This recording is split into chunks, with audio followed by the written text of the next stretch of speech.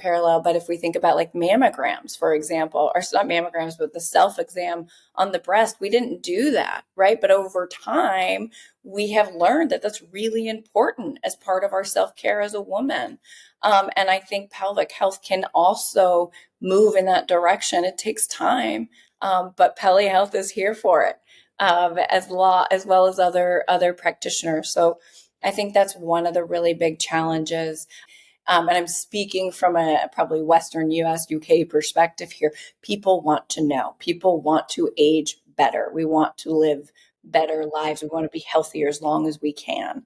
But I think that is a challenge, but it's one that, things are moving in the right direction. Helen, what else would you add to that? Yeah, I just think, as you've alluded, as an industry, so much, I say industry, it's healthcare, right? It's our health. Pelvic health is health. And I don't think it should be stigmatized. So I think the hurdle is sometimes that stigma and the shame around it, which it really shouldn't be, because it is just your health. And it's like any other part of your body, in that we need to look after it and treat it. And so much of women's health is reactive.